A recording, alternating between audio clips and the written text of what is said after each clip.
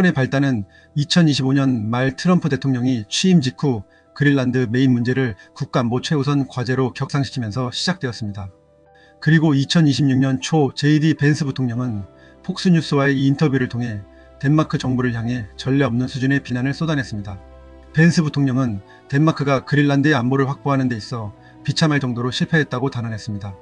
그는 덴마크가 과거 제2차 세계대전이나 테러와의 전쟁에서 미국의 충실한 동맹이었다는 사실은 인정하지만 과거에 똑똑한 결정을 내렸다고 해서 지금 멍청한 짓을 하는 것이 용납되지는 않는다고 말했습니다. 이 발언은 덴마크 외교부를 발칵 뒤집어 놓았습니다.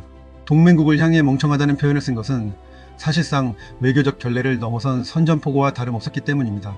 하지만 벤스 부통령의 이런 강경한 태도에는 미국이 가진 절박한 안보적 위기감이 깔려 있습니다. 본격적인 이야기를 시작하기 위해 우리는 그린란드의 지정학적 가치를 이해해야 합니다.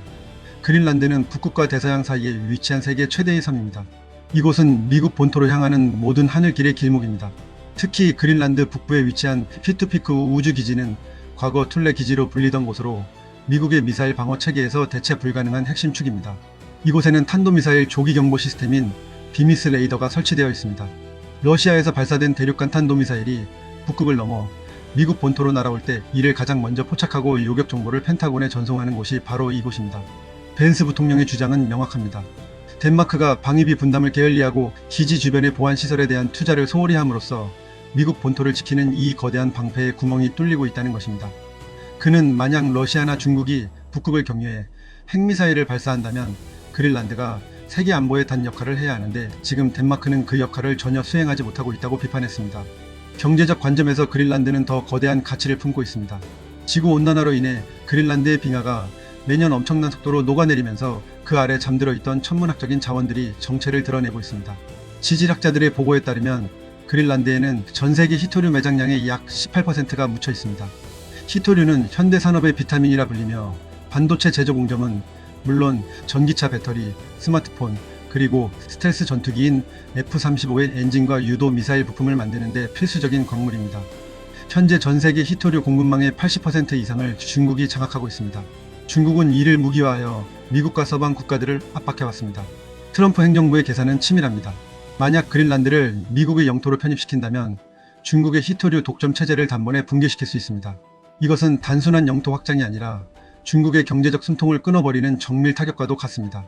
또한 그린란드는 미래 물류의 패권을 결정짓는 북극 항로의 핵심 기지입니다. 북극의 얼음이 녹으면서 열리는 이 항로는 기존 수에즈 운하를 이용하는 경로보다 동아시아와 유럽을 잇는 거리를 40% 이상 단축시킵니다. 항해 시간이 24일에서 14일로 줄어든다는 것은 글로벌 물류 비용의 혁명적인 절감을 의미합니다. 트럼프 대통령은 그린란드를 손에 넣음으로써 알래스카와 함께 북극해 입구와 출구를 모두 장악하려 합니다. 이렇게 되면 미국은 전 세계 해상 물류의 새로운 규칙을 만드는 독점적 지위를 갖게 됩니다. 벤스 부통령은 미국이 자국의 이익을 지키기 위해 갈 수 있는 데까지 갈 준비가 되어 있다고 경고했습니다. 이 발언은 단순한 협박이 아닙니다. 이미 백악관 내에서는 그린란드 매입을 전담할 특사를 임명하고 덴마크 정부를 우회하여 그린란드 자치정부와 직접 접촉하는 비밀 작전이 진행되고 있다는 소문이 파다합니다. 덴마크의 반응은 극도의 분노와 당혹감으로 가득 차 있습니다. 덴마크 정부는 그린란드가 판매 대상이 아니라는 입장을 수차례 반복했습니다. 메테 프레데릭센 덴마크 총리는 미국의 제안을 터무니없다고 일축하며 영토를 사고파는 것은 19세기에나 가능했던 제국주의적 발상이라고 비판했습니다. 하지만 미국의 압박은 멈추지 않고 있습니다. 마르코 루비오 국무장관은 무력 충돌보다는 경제적 합의를 선호하지만 그린란드의 안보 공백을 더 이상 방치할 수는 없다는 입장을 고수하고 있습니다. 미국은 덴마크가 그린란드에 대한 주권을 주장하면서도 그에 걸맞은 방어 능력을 갖추지 못했다면 능력이 있는 국가가 그 관리를 맡는 것이 국제적 상식이라는 논리를 펴고 있습니다. 이 갈등은 나토 동맹 내의 심각한 균열을 야기하고 있습니다. 유럽 정책센터의 분석가 마리아 마르티스드는 미국의 이런 일방적인 태도가 나토의 결속력을 근본적으로 훼손하고 있다고 경고했습니다. 미국과 덴마크라는 두 동맹국이 영토 문제를 놓고 공개적으로 충돌하는 상황은 러시아와 중국에게는 더할 나위 없는 기회이기 때문입니다. 러시아는 이미 북극권에 수십 개의 군사기지를 재가동하고 핵잠수함을 배치하며 세력을 확장하고 있습니다. 중국 역시 자신들을 금북극 국가라고 칭하며 그린란드의 광산 개발에 자본을 투입하려 시도 중입니다. 벤스 부통령은 바로 이 지점을 파고들고 있습니다. 덴마크가 중국 자본의 침투를 막지 못하고 러시아의 군사적 도발에 무력하게 대응하는 사이 미국의 안보가 위협받고 있다는 것입니다. 상황이 악화되자 나토 사무총장 마르크 리터의 역할이 중요해졌습니다. 리터 총장은 트럼프와 나토의 결속을 유지해야 하는 불가능에 가까운 임무를 맡고 있습니다. 그는 덴마크와의 연대를 표명하면서도 미국의 안보적 우려를 무시할 수 없는 진퇴양난의 상황에 처해 있습니다. 덴마크 일각에서는 미국의 위협이 계속될 경우 나토 헌장 제사조를 발동하여 동맹국 간의 공식 협의를 요구하거나 국제사법재판소에 제소하는 방안까지 검토하고 있습니다. 하지만 미국은 아랑곳하지 않습니다. 트럼프 행정부는 그린란드 주민들에게 직접적인 혜택을 제한하며 민심을 흔들고 있습니다. 그린란드가 미국의 일부가 된다면 알래스카처럼 1인당 막대한 배당금을 지급하고 현대적인 인프라를 구축해주겠다는 달콤한 제안입니다. 우리 대한민국에게 이 사건은 결코 강 건너 불구경이 아닙니다. 한국은 세계 최고의 조선 기술과 해운업을 보유한 국가입니다. 북극 항로가 열리고 그린란드가 미국의 영향력 아래 들어간다면 우리의 해운 전략은 전면 수정되어야 합니다. 또한 반도체 강국인 우리에게 히토류 공급망의 변화는 기업의 생존이 걸린 문제입니다. 만약 미국이 그린란드의 히토류를 독점하게 된다면 우리는 중국 의존도에서 벗어날 수 있는 기회를 얻게 되지만 동시에 미국의 강력한 자원 민족주의라는 새로운 벽에 부딪힐 수도 있습니다. 벤스 부통령이 언급한 안보의 구멍이 실제로 메워질지 아니면 이 갈등이 서방 세계의 분열을 초래할지는 앞으로 몇 달 안에 결정될 것입니다. 트럼프와 벤스의 그린란드 프로젝트는 단순한 부동산 쇼가 아닙니다. 그것은 쇠퇴해가는 미국의 패권을 북극이라는 새로운 전장에서 다시 세우려는 거대한 국가 전략의 일환입니다.